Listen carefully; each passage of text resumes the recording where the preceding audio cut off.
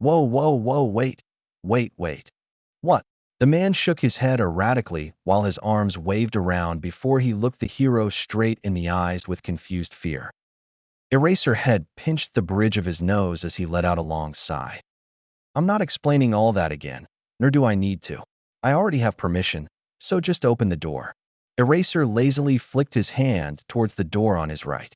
The manila folder gripped in his fingers gently slapped against his thigh when he brought it back down. Well, yeah, but isn't he, like, an exception? Eraser watched as the man dramatically used his arms to exaggerate every word he spoke. I mean, it is him. Why him of all people? Don't you know what he can do? What he already did. His tone was full of confusion as he tried to convince the hero that this was a bad idea. He didn't want to go against him. He loved heroes. But he feared the one behind the door far more. Open the damn door, Eraser said with curt annoyance. Yes, sir. Will do. The man saluted nervously before he quickly turned in his chair to face his control panel. After a few clicks later, the man stopped before he slowly turned to meet the gaze of the hero. Are you sure? Eraser didn't say anything and instead nodded his head before he faced the heavily reinforced metal door. All right, he said with reluctance, but gave in. Not like he could actually refuse the hero and risk losing his job, but still. This was insane. One final push of a large button on his desk was followed by a burst of noises. The large door before Eraser creaked and groaned as the workings of an advanced system of gears rotated the circular vault entrance.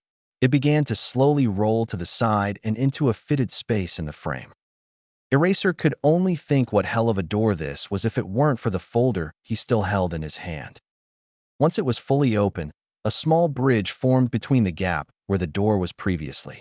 Eraser walked across the short few steps before he was on the other side and at the beginning of a long hallway. Great, as if the long-ass elevator ride wasn't enough. Eraser groaned with all the long travel. What made it all worse was that he had only himself to blame for this. He did have a choice. A lot of choices, in fact. It was just for whatever reason that this one interested him. One long walk later, he was at a second door. This one wasn't nearly as advanced as the first and looked somewhat like a regular door. He also didn't need someone else to open it for him. Eraser leaned forward to hold out the special card that hung around his neck in front of the scanner. He could see the scanner process what was held in front of it before it flashed green with great big words that read, "Access granted." There was then a beep before the second door unlocked. Even though this door was nothing compared to the first, it required Eraser to put some real effort to move its large weight. The small layer of undisturbed dust on the handle proved to Eraser that no one had been back here in a long while. Possibly years.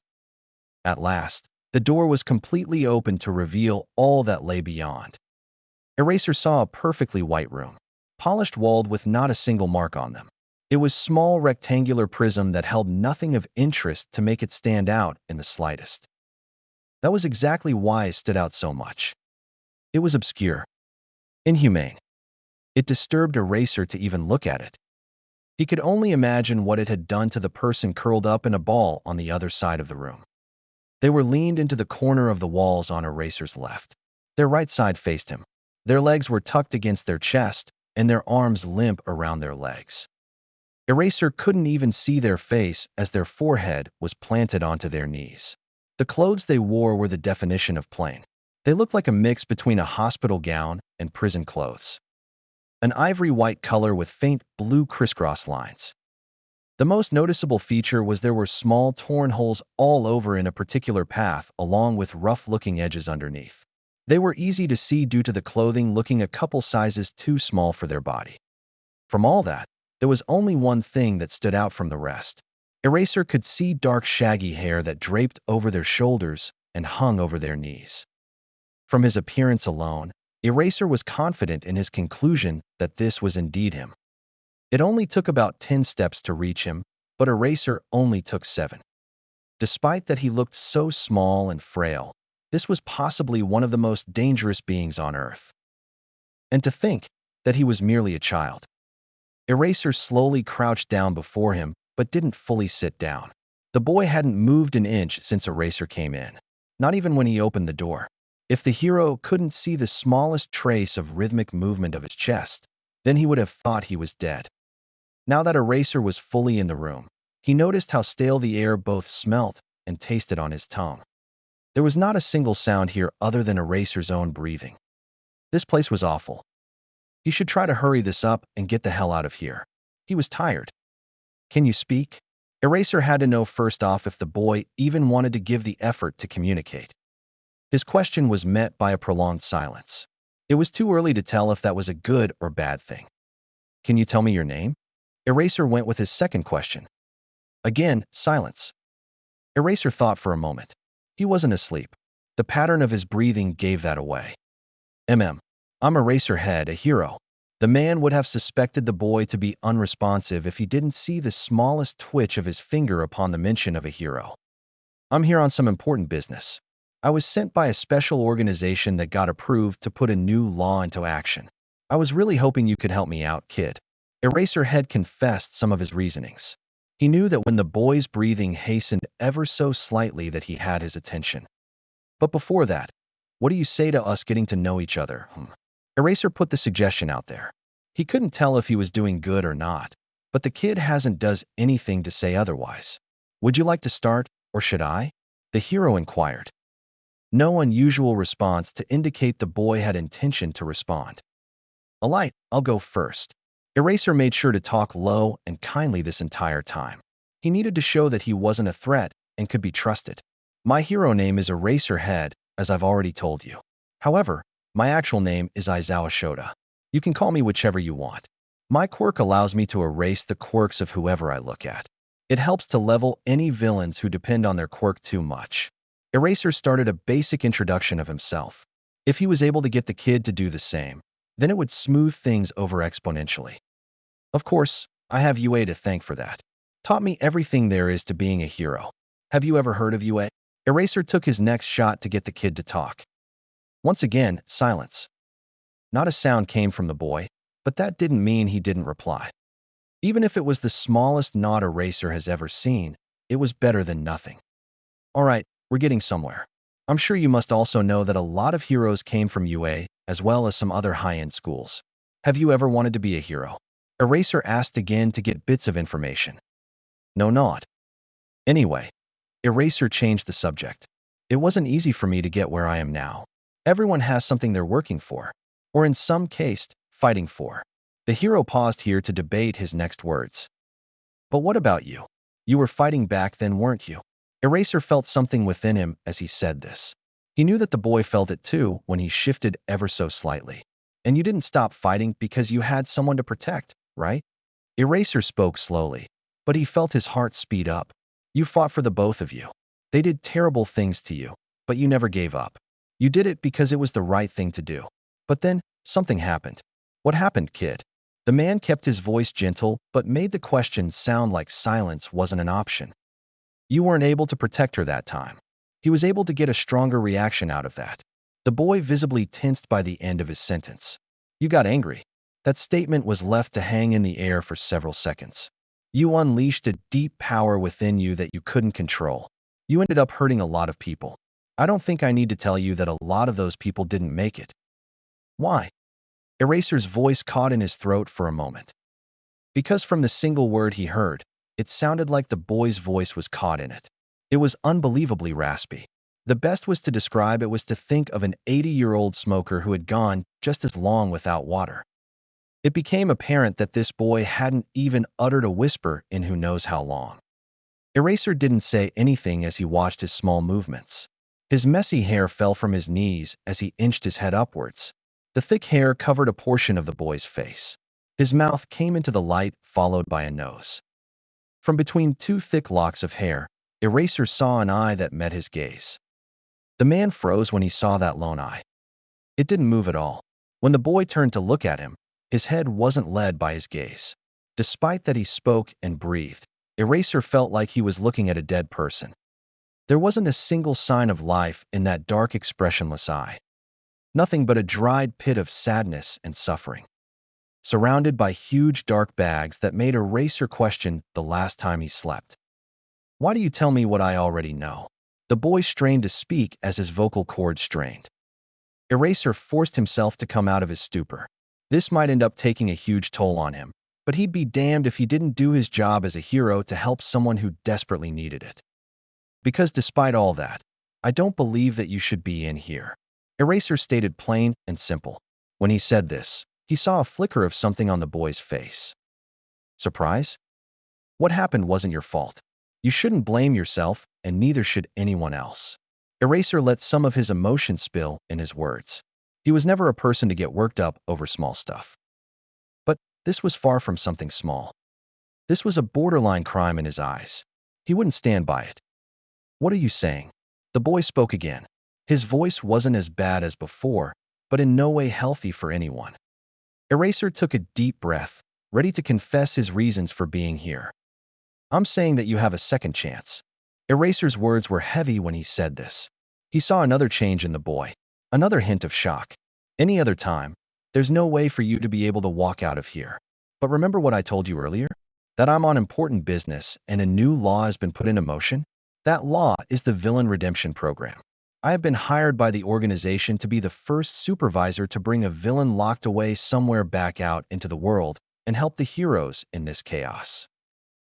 The boy now had a readable amount of emotion. His mouth was barely agape as he watched intensely. Are you? Along with his croak, the boy now had a wobble in his voice. I'm extending this offer to you. In my eyes, you aren't a villain. You don't belong here. Eraser had to focus on helping this boy rather than helping himself to whoever decided to lock him up here. He opened his folder and looked through it until he found a picture. Eraser took it out and extended it out for the boy to see. And I think she would agree. The small child stared at the photo. When the boy held his breath, it looked like he truly froze because of his dead-like state. Out of nowhere, a tear fell down his cheek. Even though the emotion had been drained from his body, he cried when he was able to see his mother's face after so long. What do you say, Izuku Midoriya? Shota let out a long and deep sigh as he fell into the comfort of his couch. His head was laid back and his arms were stretched over the top. This was probably the most calm things have been in some time, since he's chosen the very first villain to be undertaken by the new law. That was all finally over, and he could relax for a bit. Ding! Shota sucked in a slow breath through his nose as his moment of tranquility was interrupted by the doorbell. He did his best to just ignore it, but that was impossible when the doorbell was suddenly spammed over and over in a certain pattern. Shota groaned when he knew only one person to ring his bell that way, although he was somewhat relieved at the same time. He forced his tired body to get up and trudged to the door. When he opened it, he wasn't surprised to see a familiar face. The morning sun cast rays around his large spike of yellow hair. Yo, Shota. I thought you were back. Hisashi Yamada expressed himself with his usual energetic posture. You didn't let me know when you were getting back. The man made himself sound offended. Busy. Just got back late last night. Shota turned to let his friend enter and closed the door behind him. What time?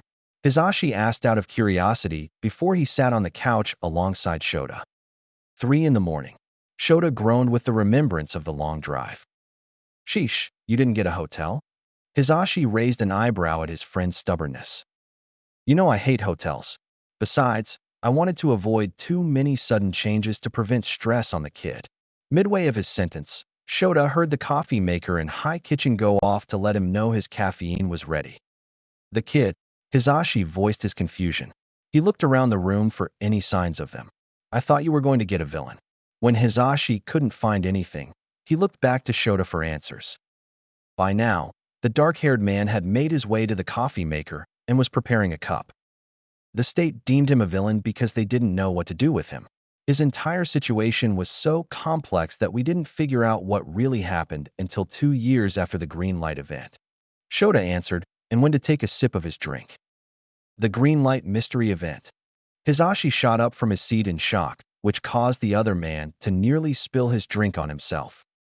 Would you keep it down? Shota groaned with a hiss and a finger up to his mouth. You mean to tell me that you took in the villain that caused that? Hisashi resumed his fearful expression, but at least lowered his voice. I already told you, he's not actually a villain. His entire situation is misunderstood and complicated. Out of any actual villain, he was probably the best choice. Shota walked back to the couch and sat down in his previous spot. The best choice. Shota, didn't he kill, like, thousands of people? In the moment, Hisashi couldn't remember the exact number, but he remembered that it was a massacre. He didn't have any control over that. Shota slightly snapped back. Okay, then, could you at least explain it to me? Because I still don't see how this is a good idea. You're gone for a week and come back with the cause of one of the biggest disasters in human history. Hisashi turned himself on the couch to face the other hero. Shota took another sip of his coffee before he sighed aloud. It's a long story, Shota said, mainly because he didn't feel up to explaining it all. However, knowing his friend, Hisashi would most likely have him tell it anyway. Got somewhere to be? Hisashi asked with a hint of a tease, as he knew Shota enough that he had no plans. Shota sighed again and took a bigger gulp of his drink. Fine. Pay attention. Shota made sure to get himself cozy in his seat. 6 years ago, a single mother and her kid was kidnapped. No one had any idea where they went or who took them. We didn't even know why. Their disappearance was such a mystery that it was suspected that they just up and left without a trace. The mother was Inko Midoriya, and her son, Izuku Midoriya, fell off the face of the earth for 2 years. Shota conjured anything in his brain that connected the vanishing of the Midoriyas to the green light event. For 2 years? Where were they in those 2 years? Hisashi asked, obviously interested in the story. As it turned, the investigators were correct in their conclusion that they were kidnapped. The reason they were taken is because of the boy's quirk. It's called radioactive core, an advanced mutation of his parents' quirk of minor telekinesis and radioactive fire breathing. It basically gives Izuku control of radioactive energy that he can emit from his body. Back then, it was nothing compared to what it is now, but still strong enough to pursue a career in heroism. Possibly even get him in the top 5. So he was still strong. Strong enough to catch the eye of some bad people. Shota's hands gripped a little tighter on his mug. Hisashi's expression fell when he realized the direction the story was going. So, one night, both he and his mother were kidnapped to conduct experiment on his quirk while using his mother as leverage to keep him obedient. The reason they wanted him is because there was a certain detail of Izuku's quirk. He didn't have a limit to the energy he had stored in his body. The only thing that held him back was the rapid exhaustion that took hold of him if he used it too much. It was especially difficult for him to use his power because he had to additionally retract the radiation and keep it within himself. Otherwise, he would be giving radiation poisoning and cancer to anyone around him. Shota had read the documents of Izuku's case so many times that he could repeat it word for word. The group that took them didn't have a name, but they had a high level of skill in quirk experiments and modification. Their goal was to alter Izuku's body and remove its limit. If they could do that, then they could use Izuku's seemingly unlimited power to get whatever they want. And they succeeded. Shota hid his anger when he recalled the details of the experiments and the result of the kid's body afterwards. His body was forced to undergo a mutation that exceeded the scientists' expectations. They had made their weapon. The not-too-distant memory of the security camera recording swarmed in Shota's mind. However, before they could do any more tests, Inko was able to break them out of the facility. Shota paused with a sigh. Almost anyway. They got caught just before they could make it out. Since Izuku's experiments were done, they no longer saw Inko as a necessity and planned to control Izuku a different way. The kid was too weak from the recent mutation to do anything. Shota had to take another pause to calm himself. He placed his mug down on the table in front of him to prevent himself from crushing or throwing it across the room. He watched one of those bastards shoot his mother right in front of him. When Shota said this, he could hear a faint gasp from Hisashi. It was too much for him. But the villains got what they deserved since Izuku used his new power to unleash a massive blast of energy as powerful as a nuke. He didn't mean to, of course. Anyone who would see someone they love dearly get shot in front of them would react without thought. In a burst of rage, Izuku simply let go. How could he have known that the facility was on the edge of a small city? The city of Miyoshi, Hisashi stated with a crestfallen look. The city that no longer exists. Shota matched his friend's depressed mood. Those that weren't taken by the blast were taken by the radiation not long after. There was no warning to evacuate anyone. From a far enough distance, it looked like a massive beam of green light. Yeah, I remember how it took all social media by storm. Hisashi recalled the chaos in the community and fear of the unknown beam in the horizon, now known as the green light event. It took a specialized team more than a day to make it to the center. Near the edge, buildings were still standing, if only barely. But as they got closer to the center, nothing was able to withstand the force as a giant crater marked the explosion. And at the very center, Izuku Midoriya. Hisashi finished. Shota nodded his head in confirmation. Back then, no one knew the whole story. Midoriya barely spoke or mentioned anything about what happened. He seemed like he didn't even care anymore. Nearly every Quirk and safety-related association was already busy dealing with the aftermath, so they hardly bothered to deal with Midoriya. They feared him too much to care and built him a personal prison hundreds of feet in the ground. Midoriya destroyed the entire facility he was held in, so nobody knew anything other than that Midoriya was the cause of the blast. It was only after another facility a few states over was raided that we saw documented footage and files where Midoriya's experiments were conducted that the mystery was solved. Shota was able to cool off once the hard part was over. So what happened to the kid afterwards? Hisashi asked, since the new evidence should have changed the situation. Nothing, Shota curtly answered with annoyance towards the associations. What? They did nothing? But I thought dash. I would have though too. Shota interrupted his friend. But they simply didn't care. It was wrong, yes. But the fact that he had caused such a large-scale massacre served as their reasonings. Fear drove their decisions. They would rather lock him away somewhere than risk another incident. I can understand it to some degree, but I refuse to let a child endure any more pain. We're lucky that he was able to hold on to his sanity. If he were to suddenly snap at any point, then who could possibly stop him? Shota hit a shudder at the thought of Midoriya turning into an actual villain and wreaking havoc on the world. Oh, I get it now.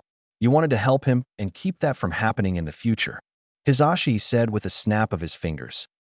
Yes, if I could reintegrate him into society, he could go live a life he chooses, whether it be a normal citizen or a powerful hero.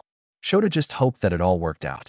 Midoriya would have to help in the current villain crises for now, whether he liked it or not due to the law. If he could make it as easy for Midoriya as possible, then that would be the best thing for the both of them. Shota noticed that the other man hasn't said anything and turned to face the blonde. Hisashi had a big smile on his face that rose Shota's eyebrow. You're a really good guy, you know that? Hisashi said straightforward. It caused Shota to roll his eyes and turn away out of embarrassment. Hisashi couldn't help but laugh at his friend's reaction. So, where's the kid at anyway? He asked, no longer as afraid as he was before, but more interested to meet him. Sleeping in the back spare room. Shota gestured with his head towards the back room at the end of the hallway, which they could conveniently see all the way from the couch. You're gonna have him live with you? Hisashi asked with a tilt of his head. I had the option and I took it. Better here with me rather than back at the organization with a lot of people at once. Now that the main part of the conversation was over, Shota got back to his still warm coffee. Okay. Hisashi respected those reasons as he nodded his head. Then, a thoughtful look came over him. Hey, hold on. How old is this kid anyway? 11. That single answer from Shota had Hisashi's jaw hanging. He was kidnapped at the age of 5, where he was experimented on for 2 years before he was sentenced life in prison for the past 4. Holy shit. Hisashi mumbled to himself, which let Shota know that he truly was shocked. It wasn't easy to get the light-hearted music fan to curse like that. How is he? Hisashi wondered nervously at the mental and physical state of the kid. All over the place. It would even more years before he could recover from all the mental scars. However, I don't think it impossible. I'll have to figure a way to work on that. I didn't do 4 days worth of damn paperwork while I was over there to screw it all up. Shota had to hold himself back to not grind his teeth at the frustration and trouble the prison gave him. Wow, you really are dedicated to this. Don't worry, brother. I'll be here to help out whenever you need me. I'm sure Namuri would even come by if you asked her to. Hisashi beamed a smile as he leaned over to put a hand over Shota's shoulders. The other man felt a small smile pull at the corners of his lips. Shota was grateful for his friend. Sorry that this is so abrupt, but this art piece was done a long time ago, so it's more just a presentation of Izuku's mutation, and I didn't know exactly where to put it. Every part of Izuku's body jerked suddenly as the light of the world greeted his eyes. More specifically, the ceiling. Izuku breathed heavily as the memories of the familiar nightmare slipped from the mind. He's learned not to scream when he woke up, otherwise the guards would hit him. But this wasn't his cell. The real bed he slept on was comfortable and warm. No sounds of leaky drains or constant heavy boots. No, just the peaceful sound of the city behind the safe walls. Izuku took one last breath to calm himself before he slowly sat up. He had to move slowly and carefully as to not tear holes in the soft blanket and sheets more than he already had. Habit had him observe his surroundings just to be sure. Just the way he remembered. Izuku looked around for a bit longer. He wasn't sure if he was allowed to leave his room or not since he's been confined to one or another for so long. In the end, he decided to risk it and got up. His feet felt strange on the fuzzy carpet. He walked over to the closed wooden door. It also stuck him as oof that it wasn't massive or made of metal. Not even any metal bars to be seen. Izuku raised his hand up to the metal ball that stuck out. If he remembered correctly, he needed to twist it. His memory didn't let him down as he heard a small click as the door opened. The jagged surfaces on the back of his hand momentarily reflected the warm light that came through the window behind him. Izuku walked through and found himself in a hallway. That right. This was the way he came late last night. He was tired and his mind was hazy from the long drive. It didn't prove to be much of a problem as it was easy to see where Eraser was.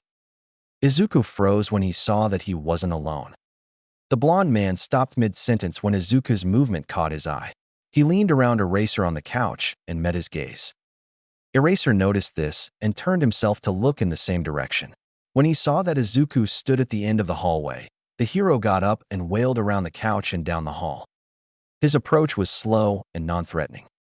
Izuku appreciated the thought, but it was unnecessary. He couldn't find it in himself to feel fear. "Did you sleep well?" Eraser asked once he crouched down. At this level, Izuku was just a bit taller. Izuku answered with a nod. "Good. Why don't you come over? I have a friend who wants to meet you." Eraser finished after he stood back up and walked back into the living room as Izuku followed. "Hey there," the blond man said with a small wave when Izuku passed. "Izuku Midoriya, yeah? Shota here has told me a lot about you." The man turned himself around and leaned on his arms over the back of the couch as he talked. "I haven't heard anything about you." Izuku responded after a brief pause, unsure of what to say. "Oh, well, I'm Hisashi Yamada. My hero name is Present Mike." He spoke with a kind tone and cheery smile. "You're also a hero?" Izuku asked with a tiny spark in his eye on his otherwise expressionless face. "That's right." Hisashi gave a thumbs up. "Hey, what do you say that I make you some breakfast? I doubt you're going to get anything much good from Slurp Packet over here." Hisashi teased the other man, who turned to glare at him from the kitchen. It all came full circle when he saw that he had a nutrition packet in his hand. Hisashi stifled a laugh while Izuku was taken aback by his strange behavior. What was he doing with his voice? That sound he made had a distant familiarity to it, but no matter how hard he tried, Izuku couldn't remember what that sound was. Hisashi stopped after a bit when he realized Izuku's off reaction. "What? Not your kind of humor?" Hisashi felt a little awkward how the boy looked at him. "What was that noise you made?" Izuku ignored the man's question and asked his own. This caused the blonde to gain a look of confusion. Hisashi glanced over to Shota, who also looked confused, and replied with a shrug. You mean a laugh?" The only noise Hisashi could think of was that, but there was no way that this kid didn't know what a laugh was. "I've heard that somewhere." Hisashi stands corrected. Hisashi. The owner of the name looked to Shota. The look in the man's eyes told Hisashi that it would be better if he dropped it for now. Don't worry about it for now. What do you say about that breakfast?" Hisashi returned his smile. "That's food just in the morning, right?" Izuku asked. Hisashi was disturbed by the environment. This kid would have to be uncertain what a laugh and breakfast was. "You got it." The blonde gave another thumbs up. "No thank you." Izuku said it like it was nothing. Well, at least he remembers his manners. "Wait, what?" Hisashi broke out of his thought when he realized the boy's answer. "Are you not hungry?"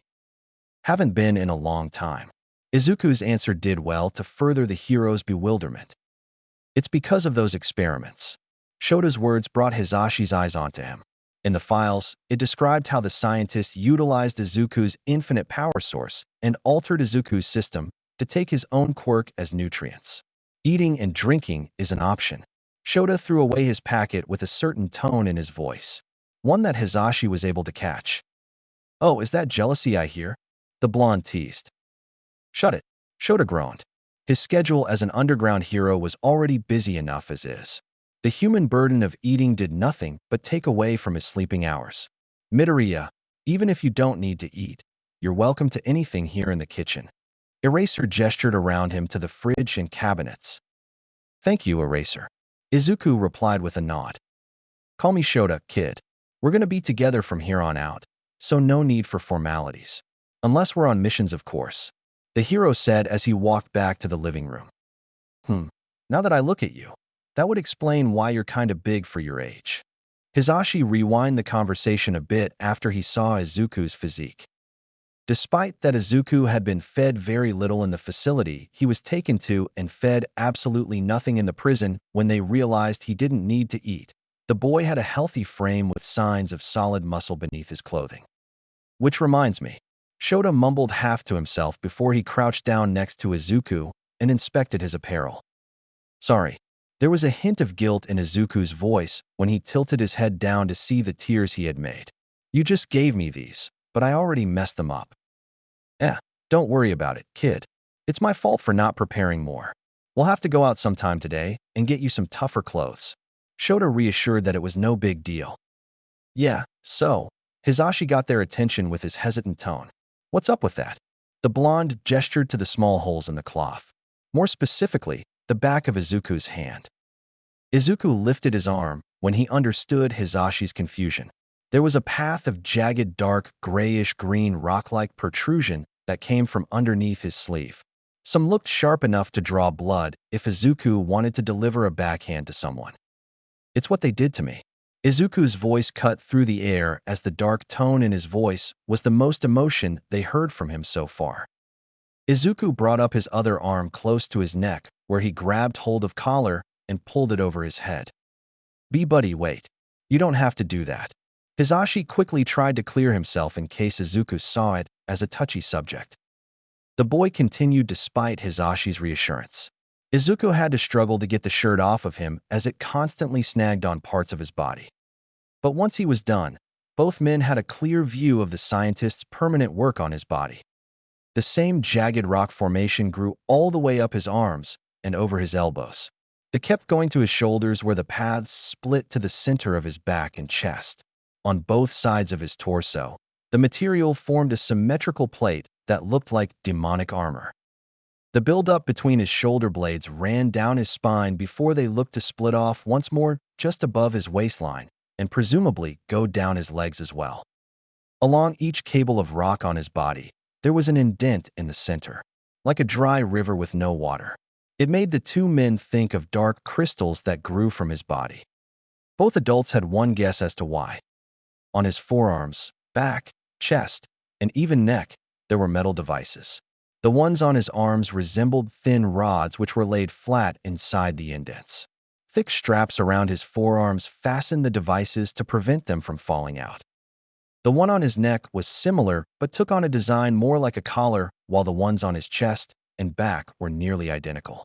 A bulky shape was locked inside the large space of the buildup on his chest that had 4 wires spread out and attached to other parts of his torso in a short rectangular radius. His back device was similar, but noticeably larger. Overall, each one looked highly uncomfortable. Realization struck Shota. "Quirk nullification cuffs," Shota said aloud. "Seriously?" Hisashi wheezed with shock.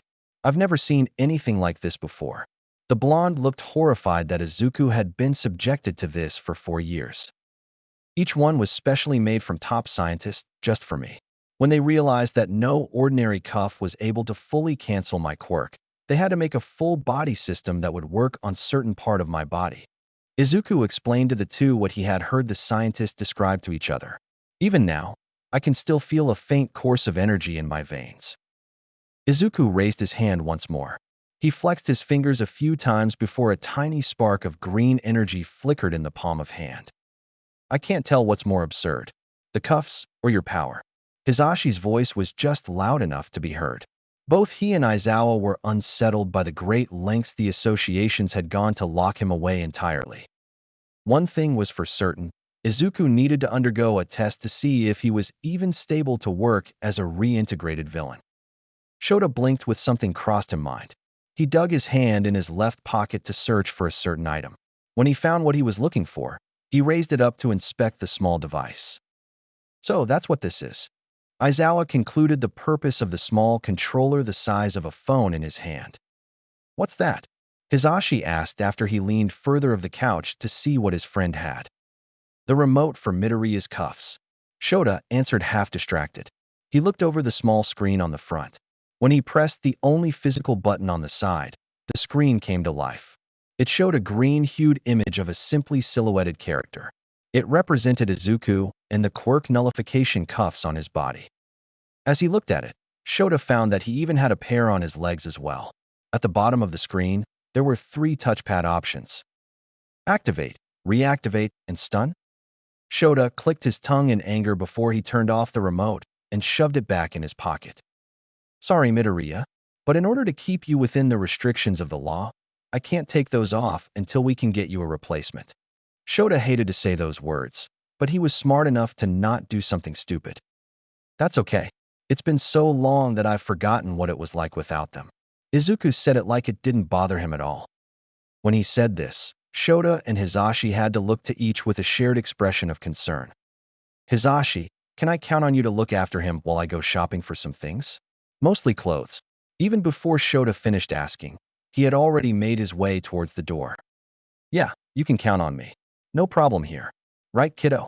Hisashi turned to Izuku with a bigger smile. Shota had to be grateful for his friend in that moment. Half an hour ago, just the mention of Izuku freaked Hisashi out. Now, it seemed like the blonde looked forward to hanging out. I don't want to cause trouble for anyone, Izuku answered honestly. His response reassured Aizawa that Izuku is nowhere comparable to a villain. Oh, you should also try message Namuri. I'm sure she would gladly help you out. Hisashi exclaimed before Shota could disappear behind the door. Sure, I'll have to see if she's working today. Shota did think having the woman assist in clothes shopping would be beneficiary. He would have to call her real quick. With that, he closed the door behind him. Sheesh, talk about a tragic backstory. Namuri declared the long story she had just been told. It's definitely something most people can't even comprehend. Aizawa exhaled, having told the story for a second time. I'm just surprised that they agreed to let you take him, with him being so dangerous and all. Namuri was impressed by her friend if he was able to persuade the associations and the government to allow the boy who was basically a walking nuke back into the sunlight. Well, it wasn't just me. I had some help. Shota stopped his pace and moved all the bags in his right hand to his left. Before Namuri could say anything else, Shota got his keys out and unlocked his door. Both entered and were met with a surprise. Speak of the devil. Shota raised an unimpressed eyebrow as he honestly wasn't surprised. Nizu, what are you doing here? Namuri, for one, has never been able to quite get used to the mouse knack for showing up at oddly convenient times. Nizu sat on the armchair to the left of the couch, where Hisashi and Izuku sat next to one another. In front of them on the table was a board game that looked to be played midway through. Hello, you two. Aizawa, good to see that things worked out. The small creature with a mixed appearance that of a bear, mouse, and dog waved his hand in his usual cheery personality the 3 adults grew accustomed to. Suppose I have you to thank for that. Shota gave his gratitude as he rubbed the back of his neck. Oh, no need for that. Besides, it was part of the deal, was it not?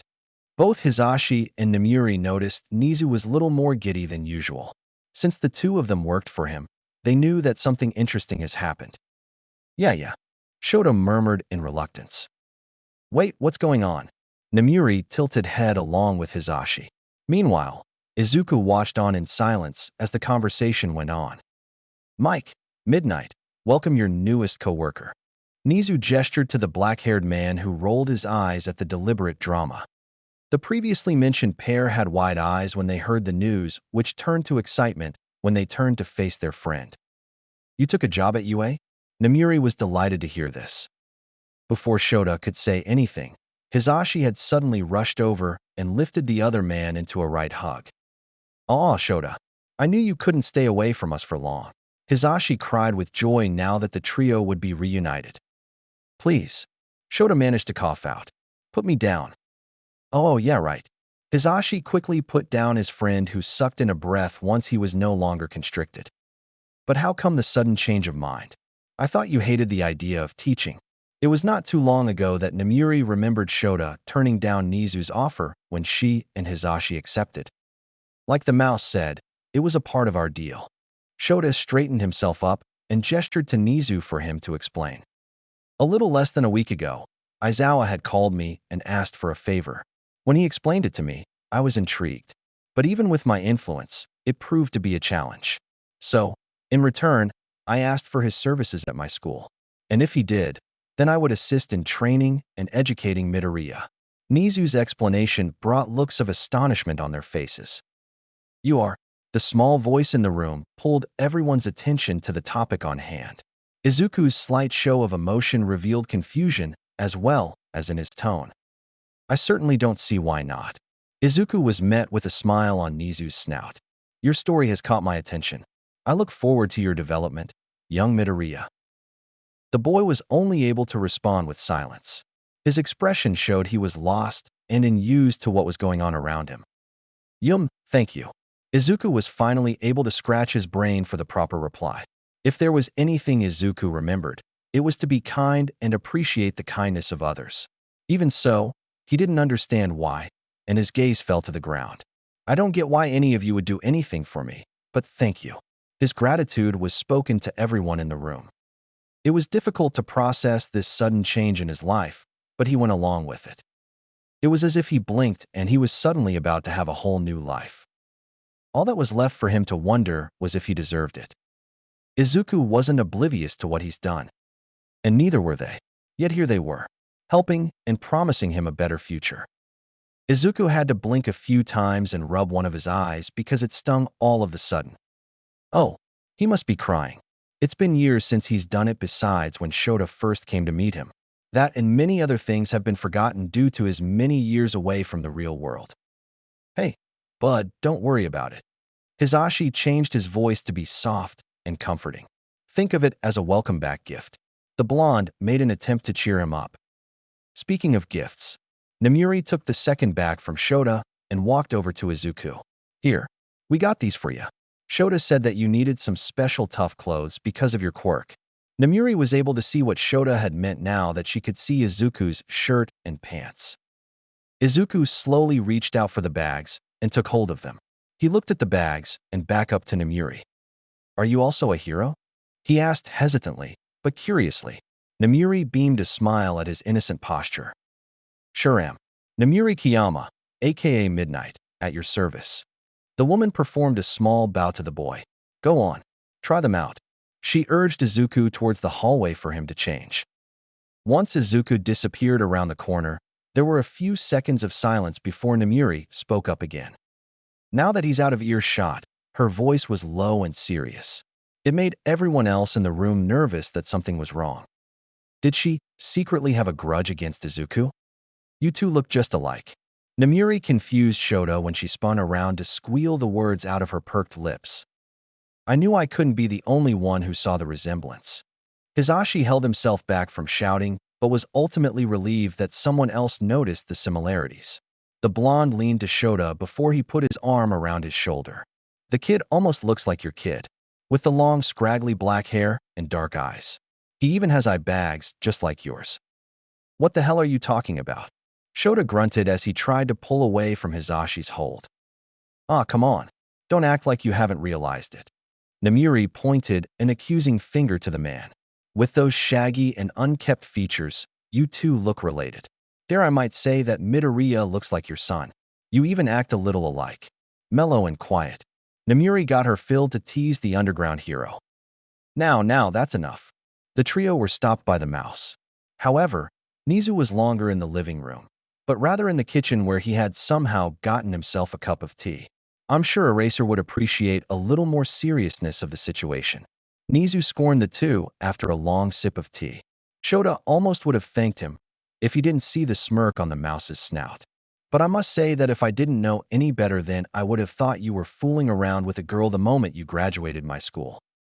Nizu's betrayal caused an annoyed scowl to grow on the underground hero's face while the rest laughed contently. Your school. The laughing died down when they realized Izuku had returned. He stood at the start of the hallway with a new set of clothes.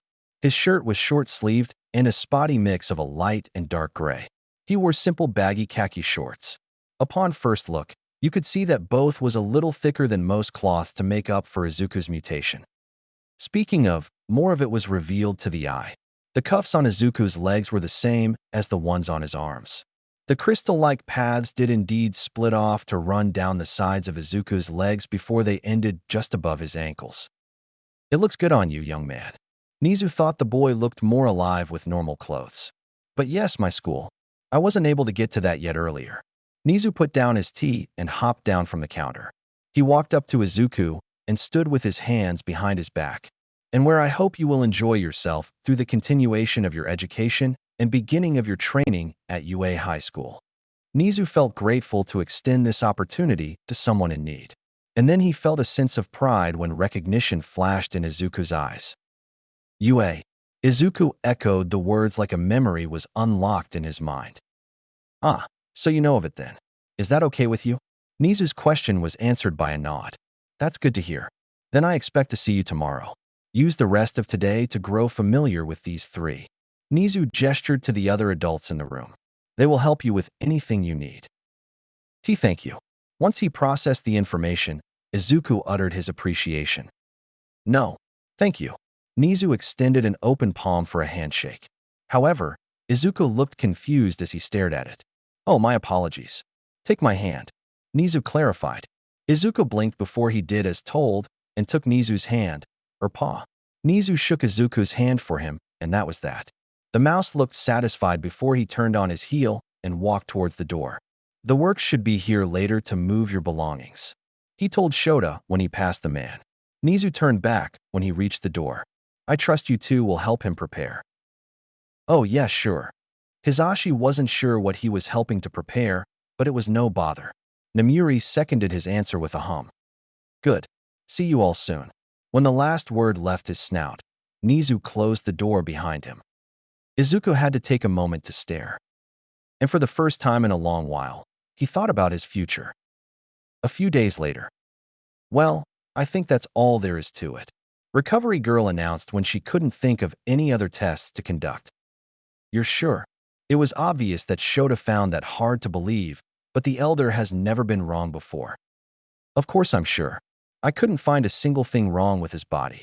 It's true that he solely lives on his own quirk now, and with one as strong as his, he's probably the healthiest person in this building. Recovery Girl pointed her syringe-shaped cane at the man. What about mentally? I couldn't imagine all those years of torment and isolation and there not be any kind of lasting scars. Shota was glad that Izuku's body was well off after all those experiments, but surely that had to have left some sort of imprint on his mind. Although maybe he spoke too soon. Recovery Girl stared at him with a concerning expression. Nope. The P was popped in her sudden reply. You can't be serious. Shota was dumbfounded at her answer. No PTSD, no anxiety, no irrational fears, nothing? He was shocked enough to display his emotions. Don't you get snippy with me, young man. In one quick movement, Recovery Girl's cane smacked the side of Shota's leg, causing the man to flinch back. I didn't say that there wasn't anything wrong with him. Just there it wasn't anything normal. If anything, it might be far worse. Recovery Girl turned around to look to the other side of the room, a dark look on her face. Shota did the same where he expected to see Izuku sitting on a counter with a couple other scientists talking to him along with Nizu. Worse, the single word tasted bad on his tongue. It astonished me just as much as it did you when I found that he had little to no mental disorders. However, I did find out two things. Recovery Girl continued to watch the boy from a distance, while Shota turned to look at her. His emotions. I'm sure you've noticed it too. They're almost not even there unless you mention something of great interest to him. His movements are hardly animated. He's like a vessel to a pale soul. I think it happened at some point when those villains were experimenting on him. He began to dissociate. He let go of his emotions, and all of his problems melted away. Recovery Girl spoke through sympathetic words, but Shota couldn't help but detect the hint of fear in her voice. And what was the second thing? Shota asked slowly. I think it's gotten to the point where Midoriya doesn't hardly care about what happens to him. Even when I got a needle out earlier to take a blood sample, he didn't flinch in the slightest when I fully expected him to. Recovery Girl paused and took in a long inhale through her nose, telling Shota that she wasn't done. But that leads me to think that he might care at the same time. What do you mean? Shota narrowed his eyes when she said this. Even if he didn't protest, I felt his eyes on me the entire time. The feeling he gave off made me shiver, as if one wrong move would have meant death. Those last few words widened Shota's eyes in silent horror. He turned to look at Izuku, who still sat on the counter. And then he saw it. Every move the scientist made, every word they spoke, every time they so much as breathed. Izuku watched them with dark eyes. He's not afraid because he has no reason to be afraid. Recovery Girl broke the short silence. They're doing tests on him because Midoriya is letting them. He knows that he can hurt them at any given moment if they do anything at all to make him suspect they have ill intent. As she went on, Shota stared at the seemingly docile boy. When there was finally a moment of stillness, Izuku slowly turned his head to meet Shota's gaze. Those eyes were so full of nothing.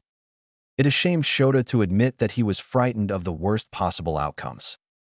No, it terrified him. Then Shota was surprised.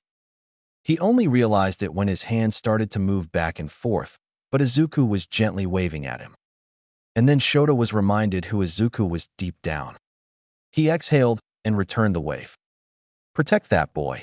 Shota blinked at Recovery Girl's voice before he looked down at her to lock eyes. Because if you don't, then there will be no one to protect us from him. With her final piece of advice, Recovery Girl looked forward and walked back to the others. Shota wouldn't say he was best person for this job, but he would be damned if he didn't try. Life has changed drastically for Izuku, and in such a short amount of time. It's been about a week and a half since he's been taken in by the law for a second chance under the agreement that he would help with the increase in villain activity. However, Izuku was unable to start yes as he couldn't use his powers, at least not to his full potential. The several cuffs on his body limited the surging power in his body immensely. He could only summon a small ball of energy if he really hard enough. But today, that was going to be fixed, or so he's been told. He didn't have high hopes since almost no technology he knew of could completely control his quirk, but Nizu was persisted to persuade him otherwise. Then again, Izuku has been hidden from the world for many years, so maybe things have advanced enough to accommodate. And it would have to be. It was one of the many requirements issued by the government. Izuku had to be supervised at all times, preferably by Shota, since he was the one assigned to him. But the main requirement was to have Izuku's quirk under control by a device managed by Shota. The rest of the requirements were a bunch of nitpicks, things that he didn't understand much of, and were mainly meant for Shota anyway. But today, the second requirement was going to be fulfilled. From what Nizu has told him, he asked for the assistance of a very well-known scientist who could solve his problem. If Izuku was being honest, he's had enough of scientists and nurses and all those people in those white coats that continuously poked and prodded at him. But he kept that to himself. At least it wasn't anything compared to the facility. You looked deep in thought. Izuku was drawn out of his state when Shota had spoken next to him. The boy looked to the man with a blank stare. For a moment, he had to remember where he was at. That's right, the testing room at UA. He and Shota stood near the center of the warehouse-like structure as they waited for Nizu to arrive. Before he answered, Izuku turned forward again. Do you think this will work? Izuku questioned. What? The new limiter. Shota hated to say the word cuff when regarding Izuku, so he started to call it a limiter instead. Everything. It came as surprise when the word left Izuku's lips. Shota had to stop and process it for a moment until he understood. The man felt sympathetic upon the realization and also looked forward. You're worried you won't be able to do it, Shota concluded. The empty silence from Izuku confirmed this. I wouldn't worry too much about. If there's anyone you shouldn't doubt, it would be Nizu. I can tell that he's willing to go to extreme means to help you. Why? Izuku asked again, unsure as to why anyone would help him. This time, it was Shota's turn to be silent. You saw that scar on Nizu's eye, right? The unexpected answer drew Izuku's eyes to the hero, confusion in his mind. He never told anyone, but anybody who has worked with Nizu knows that if there's anything he hates the most, it's Quirk experimentation on the unwilling. We aren't certain, but we think that Nizu has been a victim just like you. As Shota shared his suspicions, Izuku imagined the story of the principal. I think he feels empathetic that someone else has shared his pain. I think it's one of the reasons why he built UA, to protect students from the same fate. Izuku took the time to process those words. He didn't know how it never crossed him that he wasn't the only one. Then that meant there were others who suffered under the hands of madmen and villains. It only took him a moment to come to decision, but it was one he was going to fulfill. He would put an end to that suffering. We're here. The chipper tone of none other than Nizu filled the room. Izuku and Shota faced them to see he was accompanied by 3 others. Sorry we're so late. I forgot how bad traffic can be in Japan, a tall man said next to Nizu. He had light brown hair and bright blue eyes. Izuku noticed both his expensive-looking clothes and the black briefcase in his hand. His first impression was a high-spirited man that suited his warm smile. Next to the man was a younger girl, a little closer to Izuku's age with middle-length tin blonde hair and the same colored eyes as the man. She shared a similar expression with more excitement. She wore a vibrant assortment of clothes. Izuku also noticed the small crate of miscellaneous objects within. Lastly, and the most strikingly, a second man who looked like they needed to go on the opposite of a diet. Even though he was extremely lanky, the man had an impressive height. His hair was spiky and a rich yellow. 2 long bangs hung down past his shoulders from the front. Strangely enough, his clothes were really baggy, but normal otherwise. Overall, a diverse group of scientists Nizu has brought in. You're not from Japan? Shota already knew that since the man looked American. Nope, born in America, but I had a short visit here some time ago. The man had approached them by the time he finished talking. Hello there, I'm David Shield. The man now named David extended his hand, which Shota shook. And this here is my daughter. David gestured to the girl next to him. Hi, my name is Melissa. She hopped forward with excited eagerness. Shota Aizawa. Shota nodded to the 2. Ah, so you're a racerhead. What your friend has told me about you is impressive. I can see why you were selected to start off this program. David reacted at the name with fondness. So, you're here to help us. Shota stated. Izuku has gotten familiar enough to the man that the response didn't surprise him. What did surprise him was that the lanky man wasn't introduced or hadn't made any effort to. Was he just an assistant? Izuku looked to the man, but his appearance didn't strike him as the type. He then looked to the girl who equally confused him as to why she was here. David said she was his daughter, but wasn't she too young to be a scientist or anything of the sort? Izuku perked up in realization when he saw that the girl was actually staring back at him. She offered him a smile, but Izuku merely looked away. Ah, yes, of course. Nizu has requested our help in a specialized device to aid Dash. David paused before he looked to Izuku. You, am I correct? This is Izuku Midoriya. Yes, Nizu answered for the boy as he stopped next to him. Are you ready? Nizu asked with his snout pointed to Izuku. A slow nod came as his answer. Very well, let's get right down to business. I have to admit that I'm excited for this. Aizawa, Nizu, come stand by me please. David showed his excitement before he turned to his daughter. Melissa, put up the shield.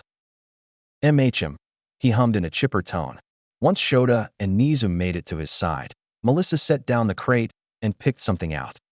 All the while, Izuku looked on with incredulous with how fast and sudden this process was moving along. No matter as he didn't have time before the girl set a small circular device onto the ground in the center of the group. With a press of a button, a small light of white energy flashed before a large sphere manifested around them. Izuku was amazed to see a semi-clear force field with a triangular design. He watched as the lanky man also looked astonished and put a hand up to the surface. I shouldn't even be surprised at this point. The man chuckled as he looked to David.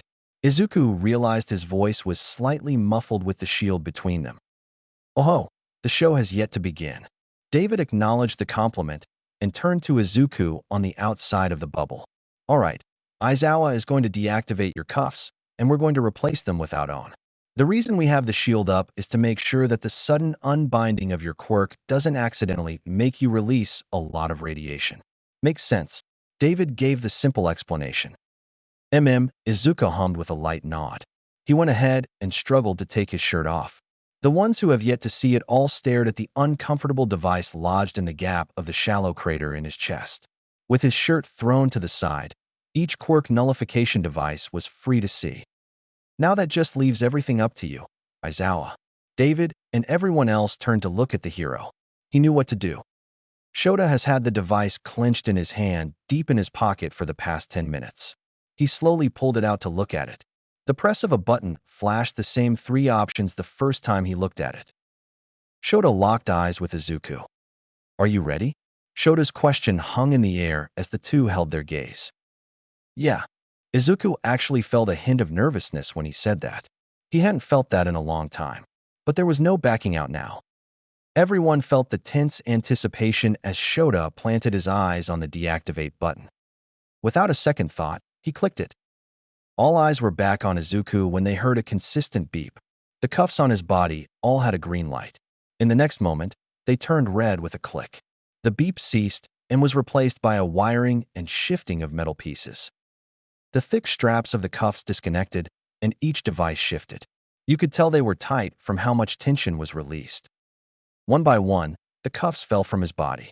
Everyone watched as every piece clanged to the floor. In that moment, Izuku felt strange. The weight of the cuffs were no longer there, but it felt like they should be. Like a phantom touch. He didn't know how to feel or what to think. It was almost wrong to not see the bulky devices strapped to his body. He couldn't breathe. Izuku shouted in shock as it felt like his body was hit by a truck and dumped in freezing water. His chest constricted and his breath was caught in his throat. Midoriya, Shota yelled from within the shield.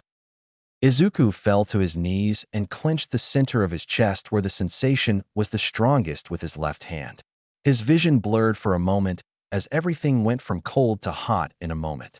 In order to ignore the dizziness, Izuku shut his eyes tightly. He placed his other hand firmly onto the ground while he still had a sense of balance to prevent himself from falling over. The rest watched from within the safety of the bubble as something happened to Izuku. A green glow began to emit from the center of Izuku's chest. Once it filled the small crater, it spread to his shoulder and down his arms and back. It continued to fill the crevices in the center of the rock paths on his body until every part of Izuku's body flowed with energy. Once there was nowhere else to go, the energy began to leak. It radiated off of Izuku like a gentle flame. However, everyone knew that it was way more dangerous than any fire. It was obvious Izuku was overwhelmed by the full power of his quirk and couldn't hold back the radiation. His hair began to waver as it seemed to be affected by the reawakening of his quirk. A dark green began to be revealed in the light.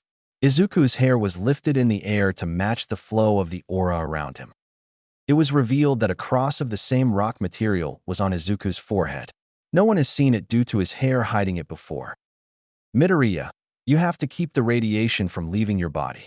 We can't help you otherwise.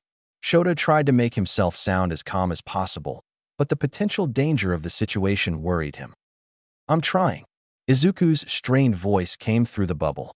Izuku had only just learned to control his radiation before he and his mother were kidnapped, and that was before his quirk was massively enhanced.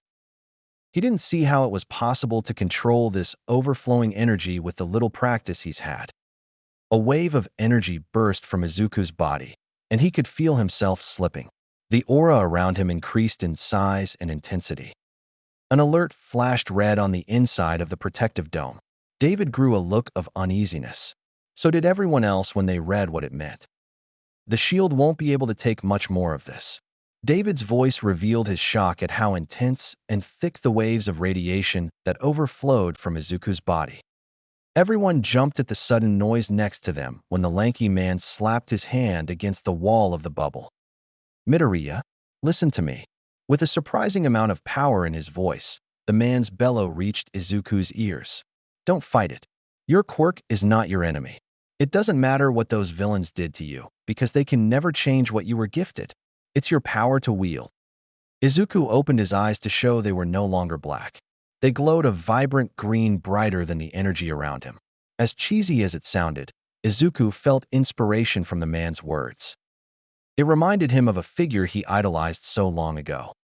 He clenched his teeth and balled his right hand into a fist. Izuku struggled against the power, but he didn't back down.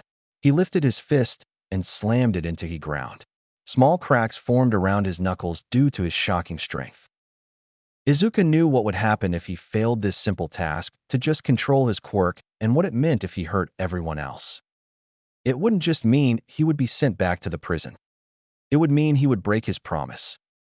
Izuku screamed in anger, scaring those within the shield. There was no way he would waste this opportunity. No way he would let the sacrifice his mother made in vain. A pulse erupted from Izuku, and the energy around him wavered. The vigorous struggle with his quirk softened.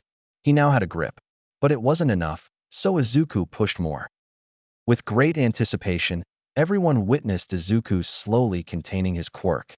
The energy slowed its escape until it stopped entirely. Now, the radiation reversed and flew back to Izuku's body. Incredible! David exhaled excitedly as he read the data on the shield wall. The radiation levels aren't just dropping, they are disappearing entirely. Midoriya is sucking the radiation right out of the air. He stopped to join the others to stare at the boy. The last bit of energy gathered in Izuku's back, and that was it. They stayed silent and watched him slowly stand up with a slight shake in his legs. He lifted up his right arm to show a thumbs up. David turned to Melissa and gave her a nod. The girl returned the gesture and deactivated the force field. Almost the instant it was down, Shota walked past everyone at a quick pace. The lanky man raised an eyebrow of bewilderment and looked to Nizu. The mouse met his gaze with a teasing, yet prideful, smile. Midoriya, are you all right? Shota put his hand on the boy's shoulder to help him keep his balance. Yeah, that was just a lot more than I expected. Izuku breathed out his reply. But I think I have it under control now. Izuku moved his hand from his chest to look at it. Both he and Shota widened their eyes to see that blood ran from several puncture wounds in his palm and fingers. Izuku realized it must have been when he grabbed his chest earlier. The sharp rocks made easy work to stab his skin. Hold on, I'll get you some bandages. Shota trailed off when a faint green light covered most of Izuku's palm. Before he knew it, the stabs were healed. Shota blinked at this discovery and looked to Izuku. Since when did you have a healing factor? Izuku looked up from his palm to Shota. There was a dark expression in his eyes. The scientist wanted to make sure I survived the experiments, was all he said, and all that Izuku was going to say. Shota understood and asked nothing else. Izuku's eyes flicked to the side where he saw the lanky man. He turned to face him. Thank you. One could easily tell that Izuku's gratitude was genuine despite his expressionless face. The man looked surprised for a moment before he met the boy with a smile. No need to thank me, young man. You look like you needed help. The blond man stated his honest intentions, which Izuku had to respect.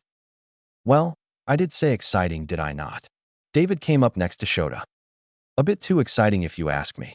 Shota huffed, back to his usual mood, and stuffed his hands back in his pockets. Ah, well, the excitement has only just begun. David broke the bad news to the man before he held up the suitcase. This here is the new device that Midoriya will be using. It was a good thing I already had something similar as a side project. All it needed was a few adjustments. What is it? Izuku spoke up as he was curious.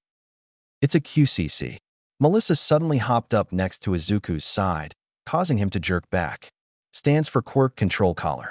It's designed to give whoever holds the remote full control of whoever wears the collar. Upon the mention of a collar, Izuku visibly soured. Another collar? Izuku voiced his disapproval. Don't worry, young man. This isn't anything like what that prison made you wear. David reassured and laid the suitcase in Melissa's arms. I've readjusted it to match the measurement Nizu sent me so that it's a comfortable fit. As David explained, he opened the suitcase to reveal said collar. He lifted it out and showed its design. and Izuku had thought he couldn't have been surprised more by the new technology, despite that it's only been 6 years. It definitely lived up to the expectation in terms of looks. Firstly, it was a lot smaller and sleek in design compared to the prison cuffs. The light had reflected off of its shiny surface.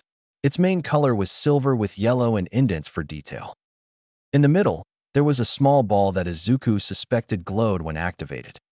Midoriya, are you ready for this? David caught Izuku's attention. He looked up from the collar to the man. After a moment, he gave a nod. Melissa. David turned to his daughter. She bent over and picked her something else out of the box. A small container of tools by the looks of it. She came over and got behind Izuku into position. All right, here we go.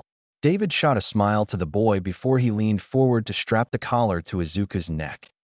Izuku lifted his chin slightly as the device reached around. The moment he heard a click that it was not attached to him. When it was, Izuku felt Melissa use something on the back. He watched as the two worked on the device in quick unison and impressive teamwork.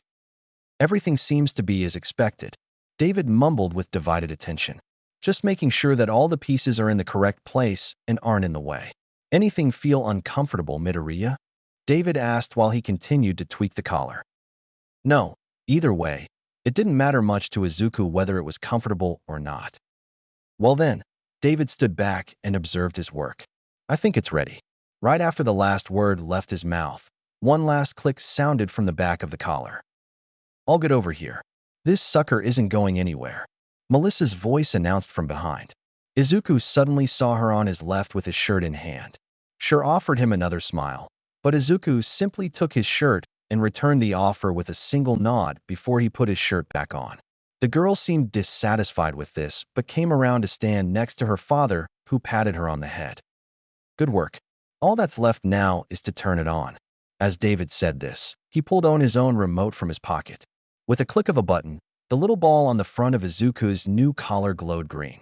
Unlike the previous cuffs, this collar alone is capable of containing you Quirk. It's been designed to prevent you from releasing radiation, but you'll still be able to use your energy. Not only that, but it can be used to set a certain percentage of your power that you're allowed to use. Anywhere from 1% to 100. If you try to exceed to this limit, not only will your quirk not work, but you'll also be given a shock. Sorry, but I had to stay within the requirements of the regulations. I made sure to set it to the lowest voltage. David offered a sympathetic smile for the last part, but Izuku was bothered none. It's fine. Izuku didn't have much to say as there was no point. This was what the new program and law required, so he would follow it. Midoriya, what do you say to a little testing? Nizu stepped forward. I'm sure you must be at least a little curious to the extent of your quirk and the capability of the collar. I know I am. Nizu didn't even try to hide his anticipation. Izuku looked to Shota. He was Izuku's supervisor after all. The man met his gaze and let out a sigh. It's up to you, kid. Shota gave permission to the boy. It was his quirk after all. Excellent. Nizu clapped his paws together and turned to the empty side of the room. He pulled out a remote from his pocket and aimed it towards the area. Does everyone just have their own remotes for things? When he pressed a button, a hole opened up in the floor where a tough-looking target made of metal appeared. Not bad. David commented his praise to the mouse. All right, let's try 5% for now. David touched the screen that caused the collar to emit 2 short beeps. Izuku felt the effect immediately. He could feel his power blocked off from some invisible force. It helped him understand his limit and what to expect. And Izuku instantly noticed the difference between this single collar and the cuff set from the prison. The device was comfortable and didn't hurt him in any way. Small and smooth instead of bulky and rough. He could get used to this. It's all up to you now. Nizu pointed his paw to the target. Have at it. Izuku gave him a nod and walked in front of the group to gain a short distance. The boy stared at the target for a moment before he held his right hand out. He saw that the energy in the rock was dull now, no longer glowing and calm. But he felt it. Izuku touched the feeling of power in his body and focused on his arm. He and the others watched both his chest and back cores gradually light up with a more vibrant green. Instead of spreading throughout his entire body, it only spilled down into the path all the way down to his hand. He's catching on quickly, the blonde man said to Nizu. Indeed. I wonder how he'll grow. Nizu's eyes began to reflect a green light as a ball of energy formed in Izuku's hand. It hovered in front of his palm and gradually increased in size. Small jolts of energy sparked around the ball and fed into the accumulation. A deep hum emitted from the source as it charged up on power. It only stopped once it was the size of a basketball, but everyone could tell that it was dangerous even at half the proportions. Izuku had widened his stance and held the wrist of his right arm with his left. It was obvious he was not used to wielding this magnitude of energy. He took aim so that the target was directly above the green sphere. And then he fired. Izuku had to quickly take a step back to catch himself from falling. He felt the backfire in his shoulder, but he ignored it. He and everyone else were barely able to keep track of the ball of energy as it shot across the room in a blur. Next thing they knew, the metal target was no longer there. The energy had shot through it in an instant, leaving behind only a white-hot metal rod that held the target a second earlier. Then came the boom. Everyone instinctively jumped when the loud crash rang in their ears and the ground shook beneath their feet. They looked past the target and saw the large explosion of green energy. The air cracked with the intense vibrations and wall broke apart from the force. A giant hole was made as sunlight beamed through the cloud of dust. Once everything finally settled, they were able to see the aftermath. Indeed, there was a hole in the wall that showed a perfect view of the school outside training grounds. From there, an entire class of students in training uniforms along with their teacher all stared bewildered at what just happened. Vlad King did say he was having heroics training today, didn't he? Nizu muttered to himself as he met eyes with the white-haired man with his class. Maybe we should keep it to just 1%. David said nervously at the thought of what 100% could do. Meanwhile, Izuku's eyes were wide. This would be the first time he had actually intentionally used his new power. It was several times stronger than when it first manifested. If this was just 5%, then, despite everything that's happened, could he pursue his old dream and become a hero? 1 year later. He just couldn't get any luck recently. It felt like the whole world was going against him. Suppose that's what he gets for robbing that store. But was it really bad enough that they had to send a hero after him? It wasn't even a fancy store, just some gas station on the corner. But no, they decided to send some superpowered asshole to bring him in. Can't leave anything to the cops anymore, since they were already busy most of the time. Suppose it was also partially his fault. There aren't as many heroes during the night as there are in the daytime, but are they sure as hell more scary? Damn them all. Okay, calm down. His breathing was frantic and his mind erratic. Seems like the coast was clear now. He checked around the corner and was relieved to see no one there. All right, it was now or never. He needed to sneak out of here before. Sorry about this. The voice from behind caused him to freeze and feel the chill run down his spine. He turned to see the hero who had chased him from the gas station a block over. Of course, seeing that it was a kid pissed the man off. How was it that this brat was a hero? Or maybe he was a vigilante. Either way, he was a threat. Fuck off. The man used his free hand to whip out his knife and thrust it towards the boy's chest. He was surprised when the kid made no effort to block or dodge. And he quickly found out why when his blade pierced the boy's shirt, but nothing after that. His knife shattered against an unseen hard surface beneath. The moment he realized his weapon was gone, the boy grabbed tight hold of his wrist and pulled him forward. He was met with a powerful and painful uppercut in his gut, which knocked the air of the man. He quickly passed out after that. Shota was leaned up against the wall with his eyes up to the dark sky. No stars to be seen here, however, as the city lights masked them out. No time to look for them anyway as he heard the door open on his left. He looked to unsurprisingly see Izuku. Not long after Izuku had gotten his new collar, he had also received a costume for work alongside Shota. It was rather quick and easy to make since Izuku had no need for any support items. His shirt was a simple loose dark gray tank top since Izuku hated the feeling of anything snagging on his body. His shorts were similar to this design with large pockets on the side. For his shoes, Izuku wanted something similar to Shota's. So, Izuku now had a reliable pair of black combat shoes. The only reason they weren't boots like Shota's was because boots would rub on Izuku's mutation too much. Like Shota, Izuku had no interest in iconic looks and adopted Shota's style of discreetness quickly. On death, the clothes Izuku wore were normally hidden inside a dark cloak. At the moment, it was pulled behind Izuku's shoulders as both his hands were full. In one hand, there was a small bag. In his other hand was the villain that had just robbed the store down the road. Izuku held him by the collar of his shirt so that his legs dragged against the ground. He and the boy had been in the area when it was broadcasted. They found him almost right after and tracked him to this closed meat factory. I see you've taken care of things. Shota spoke with a trace of pride in his tone. Didn't put up much of a fight. I don't think his quirk is good for combat since he attacked with a knife. Izuku approached Shota from the door and dropped the man face first onto the ground. Good. That makes our job easier. Shota leaned away from the wall and took the bag that Izuku handed to him. He looked inside to see the money that had been stolen. Seems like everything is here.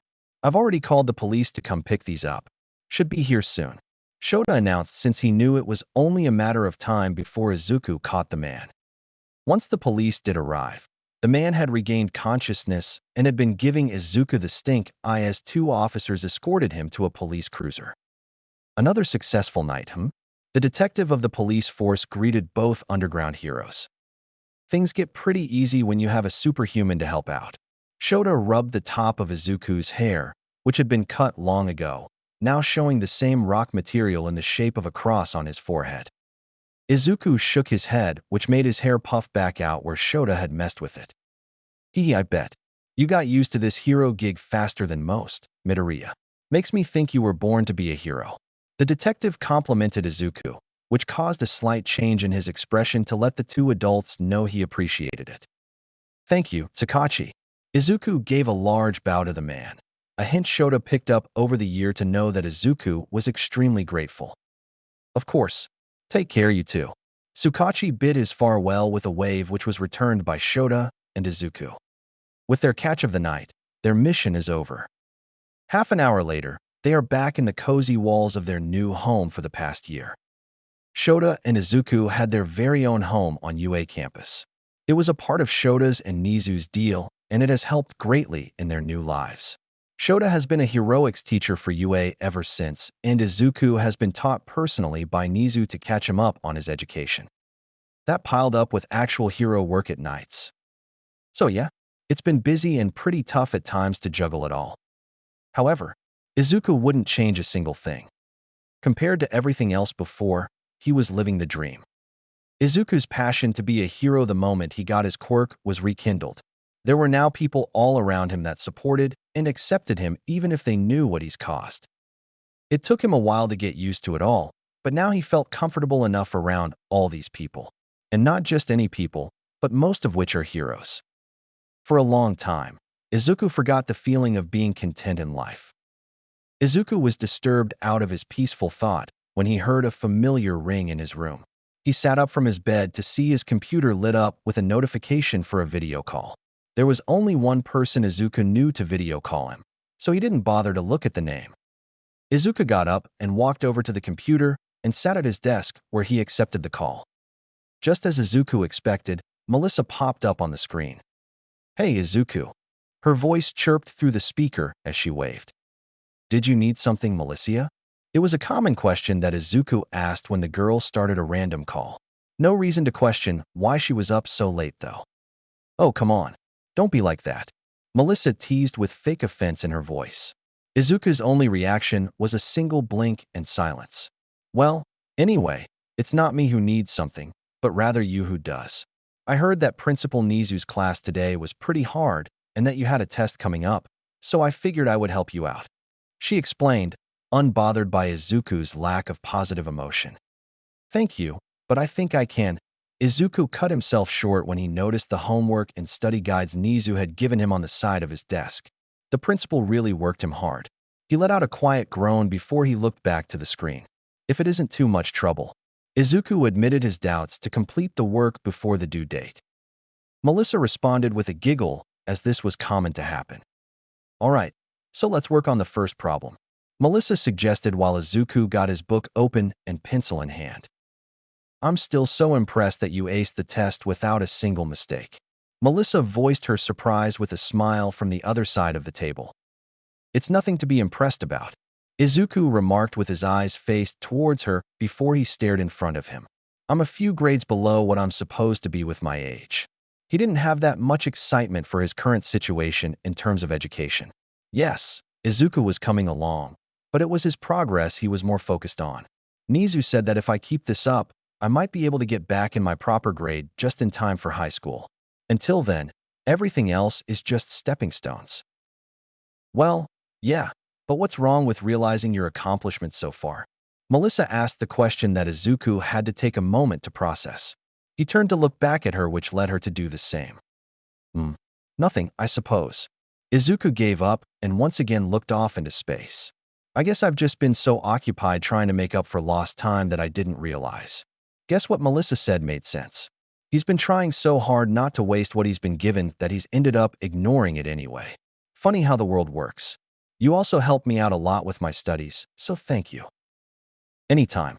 It's funny because I'm a few grades above my age, so I'm always here to help you out. The girl tilted her head and flashed a smile. A common personality trait Izuku has gotten used to seeing. I feel so out of place. A chuckle interrupted their conversation, and they turned to see the third person at their table. Oh, sorry, Uncle Toshi. Didn't mean to make you feel left out, Melissa told the lanky man from before. That's right. Izuku had almost forgotten he was here too.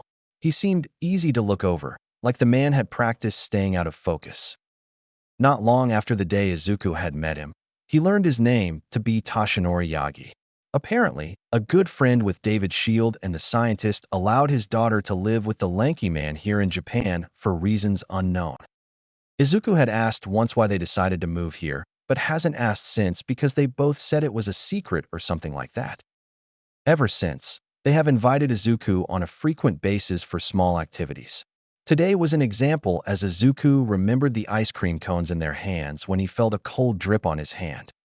They were on the outside of an ice cream shop that had a small area on the outside for customers such as themselves to sit down and enjoy under the shaded tables. Oh no, it's fine. I'm just messing with you. I'm glad though that you two are getting along. Yagi then leaned in close with a smug look on his face. I'd say you're getting along pretty well actually. The man ended with a chuckle when he saw Melissa's expected reaction. What do you mean? She asked out of confusion and slight embarrassment from Yagi's teasing. Nothing to worry about. I just couldn't help but think that I'm a third wheel on a date. The man leaned back in his seat and gave a dramatic shrug. A date? Melissa echoed the word with red cheeks and a nervous smile. Absurd.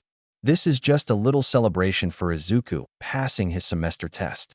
Her arms waved around as she tried to explain. It didn't work out in her favor as her ice cream slipped out of her hand and plopped onto the ground with a splat. All three looked at it in a moment of silence before Melissa deflated in her chair with a groan. There goes that. She voiced her displeasure for her unsatisfied sweet tooth.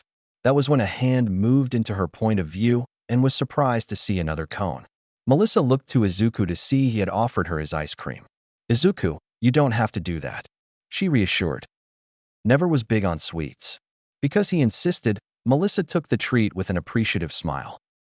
Good thing the two were so occupied with each, otherwise Yagi would have been caught taking a picture of the moment.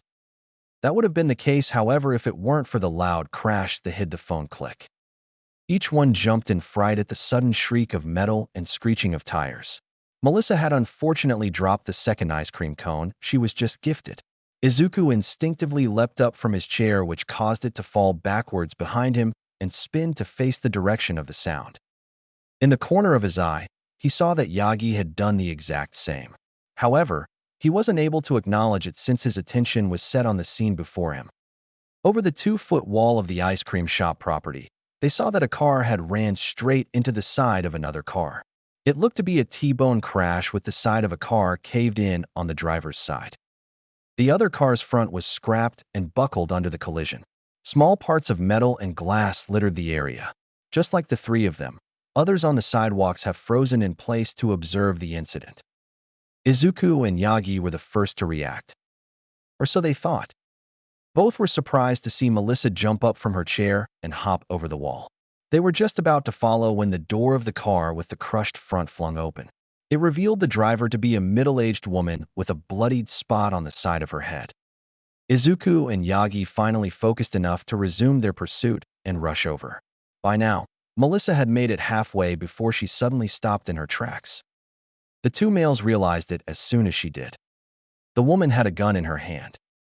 She staggered out of her car while her eyes moved all over the place.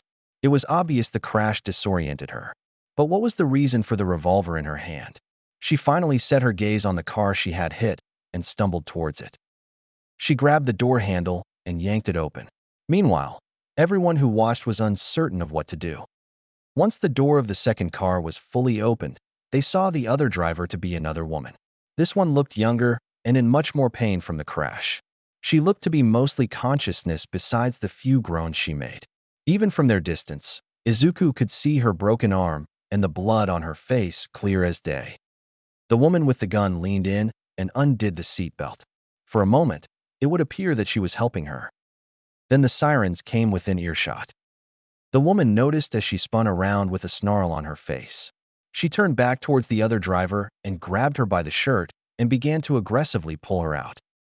It quickly became apparent that this woman was taking a hostage. "Stop!" The voice of Melissa cried out in the silent cross-section. The woman turned with her grip still on the other person and pointed her gun at Melissa, intent to kill anyone in her way without so much as a warning. Melissa froze in fear as everyone heard the gunshot. Her world went dark, but there was no pain. After a few seconds of not knowing what to think, Melissa realized that she had shut her eyes closed out of reaction to the gunshot. As she slowly reopened her eyes, the light showed her the back of a hand, directly in front of her face.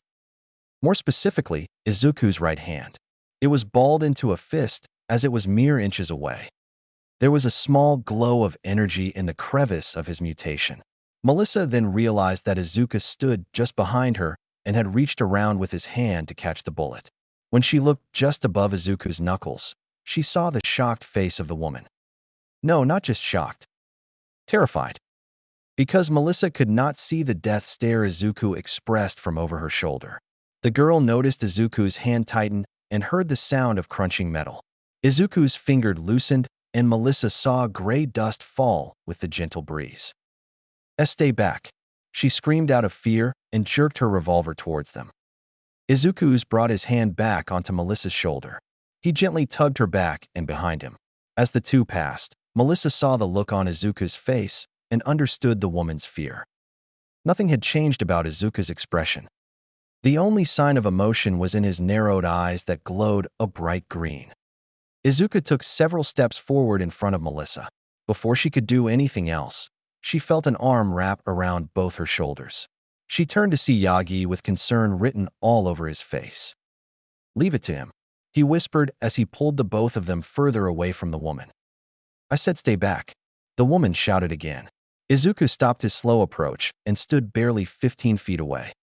"Give up." Izuku's curt command caused the woman to flinch, but she still held her aim.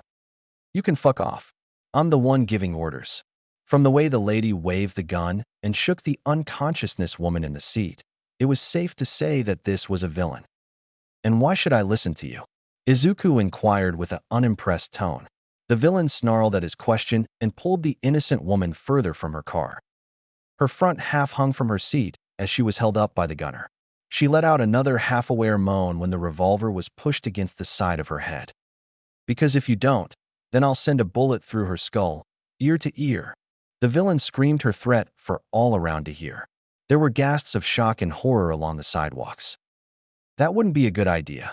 Izuku made her idea sound dumb, which continued to frustrate the villain, but also keep her attention on him. And why the fuck not? The use of the villain's vulgar vocabulary struck a memory in Izuku, but he ignored it. He didn't even have to answer as the sirens suddenly got a lot louder. Both he and the villain turned down the road where she had come from to see a line of police cars speeding down towards them. With a sequence of tire screeches, they all stopped to make a blockade. In unison, all the officers jumped out of their vehicles and aimed their pistols as the villain. "Drop the weapon. Let the hostage go. Put your hands up." were among the several shouted commands from the line of cops. Some even yelled for Izuku to run and get out of the way. This was both a good and bad thing for Izuku. He needed their cooperation, but that of course difficult to do in this panic between them and the villains who looked ready to shoot at anything. Then, Izuku spotted some hope. A familiar face stood out from behind one of the cruisers. Detective Tsukachi. They locked eyes and Izuku knew what to do. He raised his arm slowly with an open hand, a signal for the cops to stand down. Tsukachi and several cops looked surprised to see this. But the detective knew Izuku was smart enough and put his trust in the boy. Stand down. Tsukachi copied the gesture and commanded the others. All of them looked hesitant, but eventually retreated their weapons. Midoriya, I hope you know what you're doing. The man whispered to himself. He gave a nod to the boy who did the same in return. Izuku dropped his arm and looked back to the villain. She also seemed confused that the police would stop, but obviously didn't complain. So, how do you want to go about this? Izuku shrugged his arms at his sides. The villain narrowed her eyes at Izuku. Izuku could see the gears in her brain working. I want to ride. Now, if I so much as even suspect that anyone is following me, she'll get blasted. To accentuate her point, the villains roughly nudged her gun against the woman's head. All right, you'll get a ride. Where do you want to go? Izuku prompted to keep the conversation with the villain. Anywhere out of the city. She quickly answered to not give out too much information. That doesn't really tell me anything. You have directions or something? Izuku pushed the subject. Just anywhere. She spat out of annoyance. Anywhere can mean a lot of things. This way, that way. Izuku gestured in two different directions as he made sure to keep his eyes on the gun. God damn it. Just take me dash. The villain never finished that sentence because the moment she took the gun off the woman's head to point to her right, Izuku's eyes flashed green. A bolt of energy shot from his eyes and at the gun. It blew up in her hand, and the villain yelped in pain. There was no time to react after that before Izuku was suddenly in front of her. He grabbed her by the shirt and threw her to the ground in front of the police. Before she even hit the ground, Izuku spun to catch the woman. All of this happened in only a couple seconds. Some spectators were confused to no longer see Izuku where he stood after they blinked, only to find the situation had been resolved in an instant. The villains groaned in pain from the landing and attempted to get up. She didn't even get the chance before police were already on top of her with cuffs in hand. Izuku watched as she thrashed and cursed while taken away by two officers. At the same time, another officer came to Izuku's aid and took the injured woman off his hands. She still looked to be half awake and confused about her surroundings. Izuku doubted she even realized that she had been held at gunpoint a minute prior. And just like that, the hostage situation was taken care of. Izuku was about to head back to Melissa and Yagi before he was stopped by a sound. A lot of sound to be exact. He noticed that the people all around on the sidelines have started to clap and cheer. He stood at the center of attention with an unknown feeling in his chest. Sure, Izuku has done hero work before, but only for half year he's been under Shota's care. The first half was just training to use his quirk. And even then, it was all in secret at the dead of night. There were no crowds to cheer for him and give him praise. It was a nice feeling. Midoriya. Izuku turned to the call of his name to see Tsukachi approaching. He had a look of pride and relief. I did not at all expect to see you on the scene, he admitted as he stood next to Izuku to look over the crash. Neither did I. What happened? Izuku asked to be filled in. We got a call that a known villain shot the janitor of the hotel she was staying at because the janitor had discovered her true identity. A small-time villain by the name of Bullet Factory. A nifty little quirk that lets her make any kind of bullet out of her fingertips. She ran out right after and zoomed off in her car. That was before she led us to you. Tsukachi gave a simple explanation. Izuku now understood the villain's rash and panicked behavior. Will the janitor live? Izuku voiced his concern. Fortunately, yes. The woman rushed her shot and only grazed the janitor. Stormed off right after and thankfully didn't run into anybody else. I'm more concerned about the lady she hit. Tsukachi turned back to the crashed vehicles. They were obviously totaled and would never be driving any road again. Right. The voice behind the two brought their attention on the cop. Little Miss Bullet has already on her way and the injured civilian is stabilized. he announced to the detective. Good. Thanks for the report. Sukachi gave his gratitude to the man. The cop hummed in response before he looked to Izuku with a disappointed expression. Now, what are we going to do about you? What you did was brave, kid, but also a lawbreak for using your quirk to harm another person. The man spoke like a father to his son. Before he could say anything else, Sukachi quickly stepped in. That isn't necessary, officer. Midoriya broke no laws because he is under special law to be allowed to give assistance if given permission, which I have. Sukachi held a hand towards the officer in defense of the boy. The officer looked surprised at this and backed off. All right then, I'll just leave the rest to you, detective. The man gave and turned away to head back to the main squad. Thank you. Sukachi blinked and turned to face Izuku. The man couldn't help but smile. Thank you. The detective corrected. He gave Izuku a nod and followed the officer. Izuku headed his own direction to see Melissa and Yagi not far off. The girl of the two had a big beaming smile while Yagi had pride in his bony expression, and perhaps something else as well. Was it reassurance? Oh well. Izuku was more worried about Shota's reaction when he figured out about this. The phone in his pocket started to ring. One look at the name on the screen and Izuku already knew the answer. Out of all that, however, Izuku only had one question. What was a date? It was hot. That was for sure above all else. And dry. Can't forget that it's dry. Made perfect sense as there wasn't any sign of water for as far as the eye can see. Not even anything to have moisture. Nothing but a horizon of dirt, sand, and rock to make an orange landscape. So, what are we doing out here again? Izuku felt each word come with a slight pant. The head of the program said that they have been asked to test the limit of your abilities. Nizu answered as he fiddled with a camera stand. You're obviously capable of mass destruction, but they also want to know if your quirk can be used in different ways. Before he finished, Nizu finished the camera setup and pressed record. And we came here because Izuku trailed off in hopes that someone will understand his confusion. Because this place is empty. Nizu made that sound more exciting than it really was. This place is your playground to experiment and test your power. And why have I have this? Izuku poked at the sports camera strapped to his waist. But why couldn't we have done this back at UA? Izuku didn't mean to make it sound like he was complaining. He just didn't understand the reason why they had to cross the ocean and halfway around the world to go in the middle of nowhere of a desert in Africa.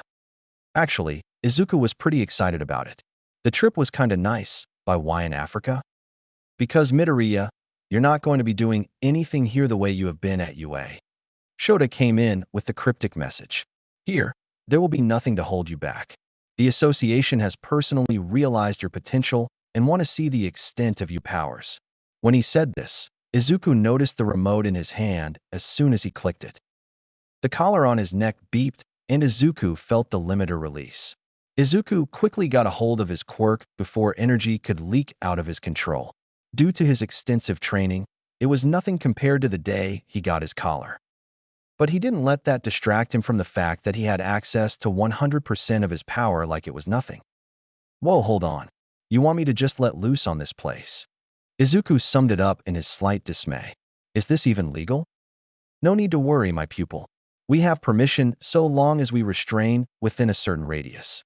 So, try not to go too far.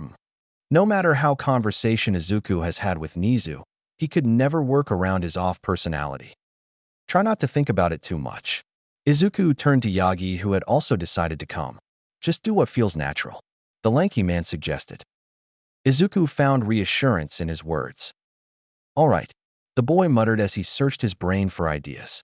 He turned and faced his back towards the three. The desert before him stretched past the horizon. Izuku had no big interest in blowing things up, so that left for him to try out his agility. With a few quick stretches, Izuku charged up his body with energy, and his rock paths contained the streams of radioactive power. He crouched down and simply jumped. Well, he says simply jumped, but he doesn't think that most people who simply jumped wouldn't end up over 100 feet in the air. Izuku wobbled against the wind to keep himself upright. His ears were filled with the sound of high speeds as he slowly began his rapid descent back to the ground. The boy braced and was able to withstand the impact. The ground was a different story as the rock cracked and caved around his feet. This caused Izuku to nearly lose his balance as soon as he landed and almost fell over. However, he was able to regain his footing and had successfully done a super jump. Izuku had practices these before in the large open field of UA's training grounds, but he figured it to be a good idea to have an uneven terrain to test on. Izuku turned around to see that he had jumped a considerable distance. The three adults were much smaller, but not small enough to where Izuku couldn't see Yagi waving and not wave back. The boy scanned his surroundings in search of ideas. He figured it would be better to get a higher view, so he aimed towards a large rock structure and leapt. He went further this time to reach his mark. Izuku felt that the ground he jumped from dented slightly. The three adults watched the small shape of Izuku fly through the air and land on a buildup of orange stone. "He almost looks like you," Nizu commented as he kept the camera aimed at Izuku. He certainly has the capability." Yagi didn't take his eyes off the speck in the distance that continued to jump from rock formation to rock formation. "I'm just glad he's on our side." He shuddered at the thought of the radioactive boy being a villain and possibly having to fight him. "I think we all are," Nizu replied humorously, the mouse always able to joke about worrisome topics. "I also think we should move." The mouse's tone suddenly did become worrisome. In that moment, Yagi had realized he had lost track of Izuku in their conversation and looked back up into the sky. Never mind, he found him. Yagi quickly scooped up Nizu and the camera and ran to the side. He was surprised to see that Shota was already out of the way, but not surprised at the same time. Izuku's shouts began to make a rapid approach. It was clear that his fall wasn't exactly in his control, only just before he crashed into the ground.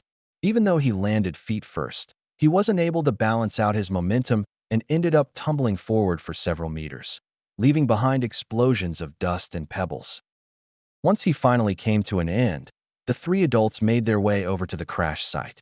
Izuku still lay on the ground on his back.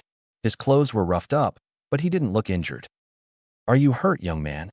Yagi asked as he leaned over the unmoving boy, Nizu and the camera still in his arms. Izuku peeped his eyes open with a groan and slowly sat himself up. "No, but that doesn't mean that wasn't unpleasant." Izuku sounded unimpressed with his landing, which was understandable. "Sorry to hear that." Yagi felt bad and took a moment to think while Shota lent a hand to pick Izuku off the ground. "Maybe it'll be better if you put one foot ahead of the other when you land." Yagi spoke from experience when he said this.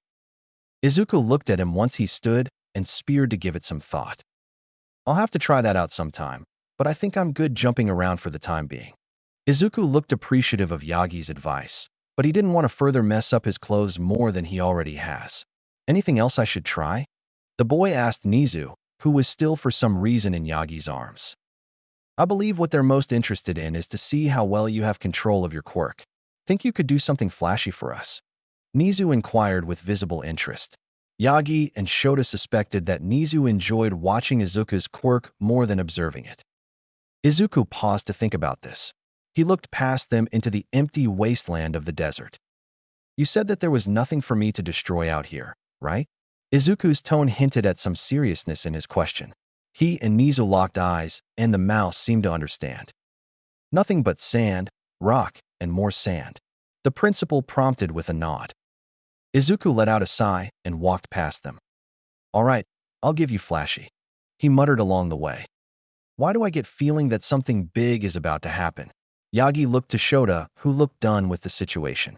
Nizu hopped out of his arms and set the camera back up, a gleam in his little mouse eyes. Izuku stopped once he had made about a 50-foot distance between himself and the others. He couldn't deny the curiosity he's had ever since his quirk was forcefully mutated. Just how strong was he really? It's common for quirks to grow as their users age and develop. If that same concept applied to him, then what power did he have now compared to when he was 7? If he was going to test that out, this would possibly be one of his only chances without putting much at risk. The ocean was of course an option, but he didn't want to hurt all the little fish. "Okay, stop thinking about little fish. Concentrate." Izuku let out slow breath and closed his eyes. He felt his energy flow through his body at an increasing rate, like turning a water faucet all the way on, Izuku surged his quirk throughout every inch of his being. There came a humming sound as the paths on his body lit up like flames. Power filled his core that made him feel light but heavy at the same time. Like any movement held great destructive force. Izuku made sure to contain the thick radiation inside his body and separated the energy from it. The collar he wore helped him along. The process was tedious and time-consuming, which was why he always needed time to charge an attack. But right now, he had plenty of time. Green energy lifted from Izuku's body like thick smoke. It rose around him like a wall. Once Izuku had concentrated enough energy, the aura around him exploded several times its size and rushed outwards like a violent fire. Everyone had to flinch from the bright light. Even from the distance between them, they could feel the intensity of Izuku's quirk as it swarmed around him. They realized that it began to become so thick that it darkened ripples arced in random spots. It became dangerously clear that simply getting close to Izuku at this point would be a death sentence. Izuku slowly extended his arms outward. The energy pulsed and twisted in response to his movement like it was alive. Just as they've seen before, the adults saw energy built up in his open hands. It didn't completely form, however, as it seemed Izuku was only building energy into separate masses. The same began to happen in Izuku's chest. Energy accumulated into amorphous piles of dense raw power. Suddenly, Izuku thrusted his hands together with the energy in his hands to force itself upon the energy in front of his chest. The new mass sent of a light shockwave and nearly knocked the three adults off their feet. Especially Nizu, who braced himself against Yagi's leg with an insane gaping smile on his face. It was even brighter now. All the energy Izuku had built up was between his hands. His arms shook slightly from the strain of containing it. The one big mass of power began to take shape of a sphere to closer. Izuku brought his hands together. Then, everything stopped the moment Izuku's palms touched and his fingers locked. The light disappeared and thrumming of energy ceased. All that was left was the slight vibration of Izuku's arms and his obvious intensity. Shota narrowed his eyes at the scene and noticed cracks had begun to form beneath Izuku's feet. Slowly, and damn sure steadily, Izuku parted his hands. A magnificent green glow overwhelmed the orange hue of his surroundings. It shaded Izuku's body in a silhouette from the adult's point of view, and they were once again forced to adjust to the blinding radiance. What hovered before him was so condensed that it looked like a jewel the size of a tennis ball lit aflame. Izuku couldn't help but stop to stare at the beauty of it for a moment. He never knew he could feel this kind of peace from his own quirk. Now that he thought about it, it represented him in a way. You wouldn't think neither would be dangerous by looks alone. However, Izuku knew that he held a very incredible amount of power in his hands. Well, time to use it. Izuku straightened his arms forward, the ball of energy hovering in front of his palms. He sucked in one final deep breath. The first thing that came was sound similar to a thunderclap increased by tenfold and not stopping. Next was the impossibility to see anything at all, as the three behind Izuku had not choice but to cover their faces entirely. Even if Izuku had gotten used to the brightness of his quirk, he too still had trouble keeping his eyes open. Then there was the immense amount of pressure on Izuku's body. He felt as though the blast was about to crush his shoulders, wrists, and both his legs. It took everything he had to stand his ground and not let the energy backfire. After Izuku had managed to adjust himself, he was finally able to get a good look at the deviation that still ejected from his hands. At first, he thought he stared at only a wall, but that was before he realized the base of the blast was simply too huge for him to see past it. He could only feel the ground rumble and quake from the force and sheer intensity. Out of his sight, the energy launched into the distance. It annihilated everything in its path and scorched the earth. If there was anything alive in this dry desert, it surely wasn't anymore. After several long seconds, the buildup of energy finally began to shrink. The pressure on Izuku's body lightened as both light and sound dimmed. He could already feel himself relax before the it completely dissipated.